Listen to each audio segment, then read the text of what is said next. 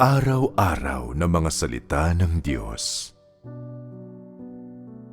Gumagamit ang Diyos ng iba-ibang pagsubok upang suriin kung ang mga tao ay may takot sa Diyos at umiiwas sa kasamaan. Sa bawat kapanahunan, habang gumagawa sa mga tao, ipinagkakaloob ng Diyos ang ilang salita sa kanila at sinasabi sa kanila ang ilang katotohanan. Ang mga katotohanang ito ay nagsisilbing daan na dapat sundan ng mga tao, ang daan na dapat nilang lakaran, ang daan na nagbibigay kakayahan sa kanila na magkaroon ng takot sa Diyos at makaiwas sa kasamaan, at ang daan na dapat isagawa at sundan ng mga tao sa kanilang buhay at sa buong paglalakbay nila sa buhay. Ito ang mga dahilan kaya ipinapahayag ng Diyos ang mga pagbigkas na ito sa sangkatauhan. Ang mga salitang ito na nagmumula sa Diyos ay dapat sundin ng mga tao, at ang pagsunod sa mga ito ay pagtanggap ng buhay. Kung hindi susundin ng isang tao ang mga ito, hindi isasagawa ang mga ito at hindi isasabuhay ang mga salita ng Diyos, hindi isinasagawa ng taong ito ang katotohanan. Bukod pa riyan, kung hindi isinasagawa ng mga tao ang katotohanan, hindi sila natatakot sa Diyos at hindi nila iniiwasan ang kasamaan, ni hindi rin nila mapapalugod ang Diyos. Ang mga taong hindi kayang palugurin ang Diyos ay hindi matatanggap ang kanyang papuri at walang kahihinatnan ang gayong mga tao. Kaya kung gayon, sa takbo ng kanyang gawain, paano ipinapasya ng Diyos ang kahihinatnan ng isang tao? Anong mga pamamaraan ang ginagamit ng Diyos upang ipasya ang kahihinatnan ng isang tao? Marahil ay hindi pa rin masyadong malinaw ito sa inyo sa ngayon. Ngunit kapag sinabi ko sa inyo ang proseso, medyo magiging malinaw ito dahil marami sa inyo mismo ang nakaranas na nito. Sa kabuuan ng gawain ng Diyos, mula pa sa simula, nagtakda na ng mga pagsubok ang Diyos para sa bawat tao, o maaari niyong sabihing bawat taong sumusunod sa Kanya, at iba-iba ang bigat ng mga pagsubok na ito. May mga taong nakaranas ng pagsubok na maitakwil ng kanilang pamilya. May mga nakaranas ng pagsubok na masasamang kapaligiran. May mga nakaranas ng pagsubok na maaresto at mapahirapan. May mga nakaranas ng pagsubok na maharap sa mga pagpipilian, at may mga naharap sa mga pagsubok na pera at katayuan. Sa pangkalahatan, bawat isa sa inyo ay naharap na sa lahat ng uri ng mga pagsubok.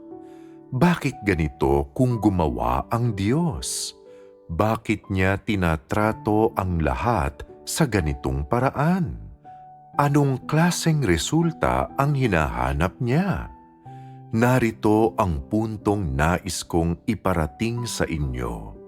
Nais makita ng Diyos kung ang taong ito ang uri na may takot sa Kanya at umiiwas sa kasamaan. Ang ibig sabihin nito ay na kapag binibigyan ka ng Diyos ng isang pagsubok at inihaharap ka sa ilang sitwasyon, layon niyang suriin kung isa kang taong may takot sa Kanya at umiiwas sa kasamaan o hindi.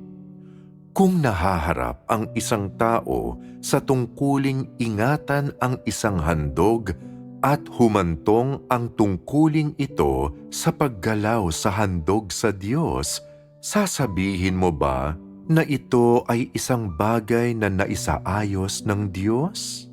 Walang duda, lahat ng bagay na kinakaharap mo ay isang bagay na naisaayos ng Diyos.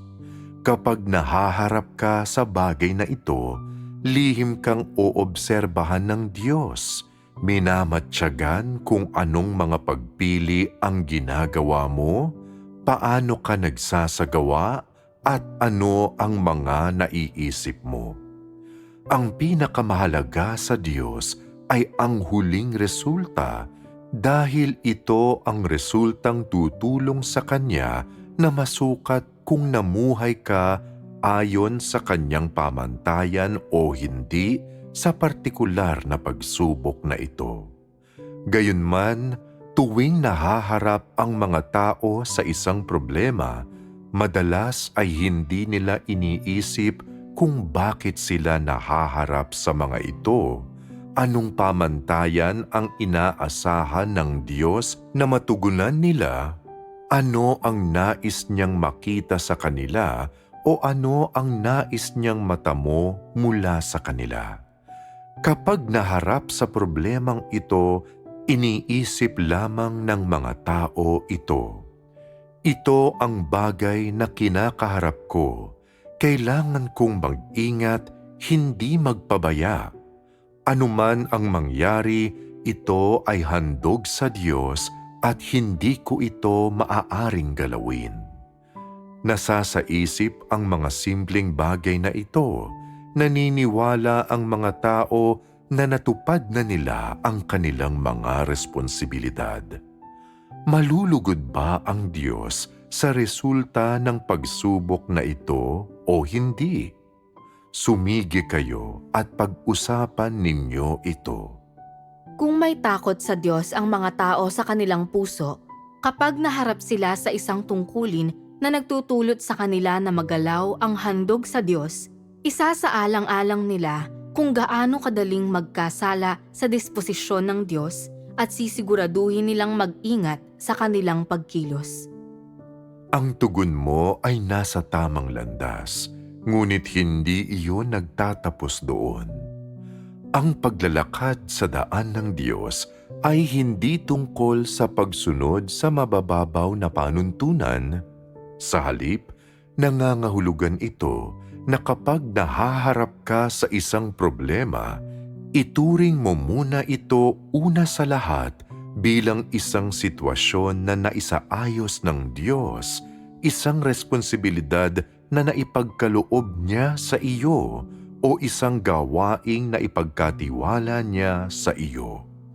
Kapag nahaharap sa problemang ito, dapat mo ngang ituring ito bilang isang pagsubok ng Diyos sa iyo. Kapag nahaharap ka sa problemang ito, kailangan ay mayroon kang pamantayan sa puso mo. Kailangan mong isipin na ang bagay na ito ay nagmula sa Diyos. Kailangan mong pag-isipan kung paano mo haharapin ito sa isang paraan na matutupad mo ang iyong responsibilidad habang nananatili kang tapat sa Diyos, gayon din kung paano ito gawin nang hindi siya ginagalit o hindi ka nagkakasala sa kanyang disposisyon. Kanina lamang ay pinag-usapan natin ang pag-iingat sa mga handog. Kasali rito ang mga handog at binabanggit din dito ang iyong tungkulin at iyong responsibilidad. Nakatali ka sa responsibilidad na ito. Gayunman, kapag naharap ka sa problemang ito, mayroon bang anumang tukso? Mayroon. Saan nanggagaling ang tuksong ito? Galing ang tuksong ito kay Satanas at nagmumula rin ito sa masasama at tiwaling mga disposisyon ng mga tao. Dahil may tukso, kasali sa isyong ito ang paninindigan sa patotoo na dapat panindigan ng mga tao na responsibilidad at tungkulin mo rin. Sabi ng ilang tao, napakaliit na bagay nito. Kailangan ba talagang palakihin ito? Oo, kailangan. Dahil para makalakad sa daan ng Diyos, hindi natin maaaring hayaan ang anumang nangyayari sa atin o sa paligid natin kahit ang maliliit na bagay. Iniisip man natin na dapat itong bigyang pansin o hindi, basta't may anumang bagay tayong nakakaharap, hindi natin ito dapat hayaan. Lahat ng bagay na nangyayari ay dapat ituring na mga pagsubok na bigay sa atin ng Diyos. Ano sa palagay mo ang ganitong paraan ng pagtingin sa mga bagay-bagay? Kung mayroon kang ganitong klaseng saloobin, nagpapatibay ito sa isang katunayan. Sa iyong kalooban, may takot ka sa Diyos at handa kang umiwas sa kasamaan. Kung may hangarin kang palugurin ang Diyos, hindi malayong matugunan ng isinasagawa mo ang pamantayan ng pagkakaroon ng takot sa Diyos at pag-iwas sa kasamaan. Madalas ay may mga taong naniniwala na ang mga bagay na hindi gaanong pinapansin ng mga tao at hindi karaniwang binabanggit ay maliliit na bagay lamang na walang kinalaman sa pagsasagawa ng katotohanan. Kapag naharap sa ganito lamang na issue, hindi ito gaanong pinag-iisipan ng mga taong ito at hinahayaan lamang nila ito. Gayunman, sa katunayan, ang bagay na ito ay isang aral na dapat mong pag-aralan. Isang aral kung paano magkaroon ng takot sa Diyos at paano umiwas sa kasamaan. Bukod pa riyan, ang dapat mong higit na alalahanin ay ang pag-alam kung ano ang ginagawa ng Diyos kapag dumarating ang bagay na ito sa iyong harapan. Nasa tabi mo ang Diyos. Inoobserbahan ang bawat salita at kilos mo at minamatyagan ang lahat ng ginagawa mo at ang mga pagbabagong nagaganap sa iyong isipan. Ito ay gawain ng Diyos. Nagtatanong ang ilang tao, kung totoo iyan, bakit hindi ko iyon naramdaman? Hindi mo iyon naramdaman dahil hindi ka sumunod sa daan ng pagkakaroon ng takot sa Diyos at pag-iwas sa kasamaan bilang pangunahin mong daan. Kaya hindi mo maramdaman ang banayad na gawaing ginagawa ng Diyos sa mga tao na nagpapamalas mismo ayon sa iba-ibang saloobin at kilos ng mga tao. Isa kang hangal. Ano ang malaking bagay? Ano ang maliit na bagay? Ang mga bagay na nauugnay sa paglakad sa daan ng Diyos ay hindi nahahati sa pagitan ng malalaki o maliliit na bagay. Lahat ng ito ay malalaking bagay. Matatanggap ba ninyo iyon? Matatanggap namin yun. Pagdating sa pang-araw-araw na mga bagay, may ilan na itinuturing ng mga tao na napakalaki at makabuluhan at ang iba pa na itinuturing nilang maliliit na bagay.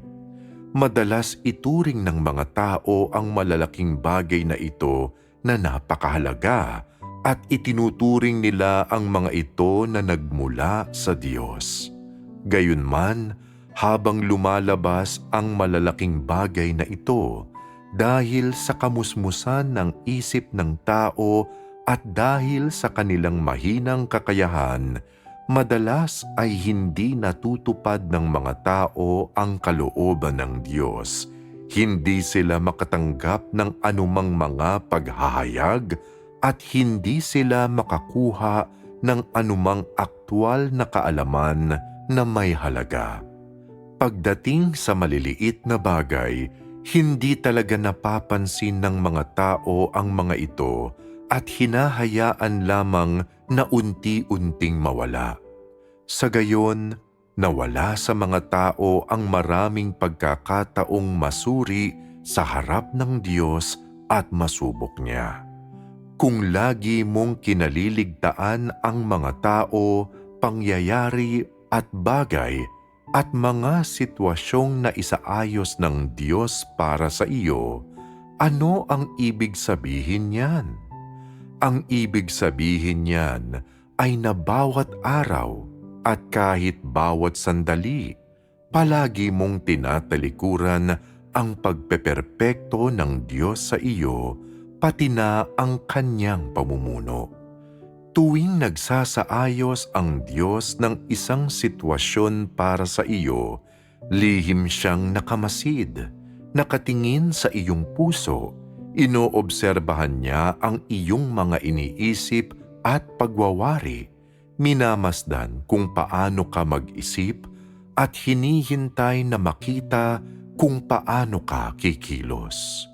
Kung isa kang pabayang tao, isang taong hindi kailanman naging seryoso tungkol sa daan ng Diyos sa kanyang mga salita o sa katotohanan, hindi ka magiging maingat o hindi mo papansinin ang nais ng Diyos na tapusin o ang mga kinakailangang inasahan niyang tugunan mo kapag nagsaayos siya ng isang sitwasyon para sa iyo. Hindi mo rin malalaman kung paano nauugnay ang mga tao, mga pangyayari, at mga bagay na nakakatagpo mo sa katotohanan o sa kalooban ng Diyos. Pagkatapos mong harapin ang paulit-ulit na mga sitwasyon at pagsubok na tulad nito, nang walang nakikita ang Diyos na anumang resulta sa iyo, paano siya magpapatuloy? Pagkatapos ng paulit-ulit na pagharap sa mga pagsubok, hindi mo dinakila ang Diyos sa puso mo, ni hindi mo nakita kung ano ang mga sitwasyong isinaayos ng Diyos para sa iyo, mga pagsubok at pagsusuri mula sa Diyos. Sa halip, sunod-sunod mo nang tinanggihan ang mga pagkakataong ibinigay ng Diyos sa iyo at hinayaang makalampas ang mga ito ng paulit-ulit. Hindi ba sukdulang pagsuway ang ipinapakitang ito ng mga tao? Oo. Masasaktan ba ang Diyos dahil dito? Oo. Mali. Hindi masasaktan ang Diyos. Minsan pa kayong nagulat na marinig akong sabihin ang gayong bagay. Iniisip siguro ninyo, hindi ba sinabi kanina na palaging nasasaktan ang Diyos? Kung gayon ba ay hindi nasasaktan ang Diyos? Kung gayon, kailan nasasaktan ang Diyos? Sa madaling salita, hindi masasaktan ang Diyos sa sitwasyong ito. Kaya ano kung gayon ang saloobin ng Diyos sa uri ng pag-uugaling nakabalangkas sa itaas? Kapag tinatanggihan ng mga tao ang mga pagsubok at pagsusuring ipinadadala sa kanila ng Diyos, at kapag iniiwasan nila ang mga ito, iisa lamang ang saloobin ng Diyos sa gayong mga tao. Anong saloobin ito? Tinatanggihan ng Diyos ang ganitong klaseng tao sa kaibuturan ng kanyang puso. May dalawang antas ng kahulugan para sa salitang tanggihan. Paano ko dapat ipaliwanag ito mula sa aking pananaw? Sa aking kaibuturan, ang salitang tanggihan ay nangangahulugan ding kasuklaman at kamuhian. Ano naman ang isa pang antas ng kahulugan nito? Iyan ang bahaging nagpapahiwatig ng pagsuko sa isang bagay. Alam ninyong lahat ang kahulugan ng pagsuko, hindi ba? Sa madaling sabi, ang tanggihan ay isang salitang kumakatawan sa huling reaksyon at saloobin ng Diyos sa mga taong kumikilos sa ganitong paraan. Iyon ay sukdulang pagkamuhi sa kanila at pagkayamot at sa gayon nagreresulta ito sa desisyon na pabayaan sila. Ito ang panghuling desisyon ng Diyos sa isang taong hindi kailanman lumakad sa daan ng Diyos at hindi kailanman nagkaroon ng takot sa Diyos at umiwas sa kasamaan. Makikita ba ninyong lahat ngayon ang kahalagahan ng kasabihang binanggit ko kanina? Nauunawaan na ba ninyo ngayon ang pamamaraang ginagamit ng Diyos sa pagpapasya sa mga kahihinatnan ng mga tao? Nagsasaayos siya ng iba't ibang sitwasyon araw-araw. Nagsasaayos siya ng iba't ibang sitwasyon. Ito ang mga bagay na nadarama at nahahawakan ng mga tao. Kaya ano ang motibo ng Diyos sa paggawa nito? Ang kanyang layunin ay bigyan ang bawat isang tao ng iba-ibang pamamaraan ng mga pagsubok sa iba't ibang panahon at iba't ibang lugar. Anong mga aspeto ng isang tao ang sinusuri sa panahon ng isang pagsubok? Tinutukoy ng isang pagsubok kung ikaw ay isang uri ng tao na may takot sa Diyos at umiiwas sa kasamaan o hindi sa bawat isyung iyong kinakaharap, naririnig, nakikita at personal mong nararanasan. Lahat ay haharap sa ganitong klaseng pagsubok dahil makatarungan ang Diyos sa lahat ng tao. Sinasabi ng ilan sa inyo, nanampalataya na ako sa Diyos sa loob ng maraming taon, kaya bakit hindi pa ako naharap sa anumang mga pagsubok? Pakiramdam mo ay hindi ka pa naharap sa anuman dahil kapag nagsaayos ang Diyos ng mga sitwasyon para sa iyo, hindi mo sineseryoso ang mga ito at ayaw mong lumakad sa daan ng Diyos. Sa gayon, talagang hindi mo man lamang nadarama ang mga pagsubok ng Diyos. Sinasabi ng ilang tao, naharap na ako sa ilang pagsubok, ngunit hindi ko alam kung paano magsagawa ng wasto. Kahit noong magsagawa ako, hindi ko pa rin alam kung nanindigan ba ako sa panahon ng mga pagsubok ng Diyos. Ang mga tao sa ganitong uri ng kalagayan ay tiyak na hindi lamang kakaunti. Sa gayon, ano ang pamantayang ginagamit ng Diyos sa pagsukat sa mga tao? Katulad ng sinabi ko kanina, iyon ay kung may takot ka man sa Diyos o wala at umiiwas ka sa kasamaan o hindi sa lahat ng bagay na ginagawa, iniisip at ipinapakita mo. Ganito magpasya kung isa kang taong may takot sa Diyos o wala at umiiwas ka sa kasamaan o hindi. Simple ba ang konseptong ito o hindi? Madali itong sabihin, ngunit madali ba itong isagawa? Hindi iyon gayon kadali. Bakit hindi iyon gayon kadali? Dahil hindi kilala ng mga tao ang Diyos at hindi nila alam kung paano ginagawang perpekto ng Diyos ang mga tao.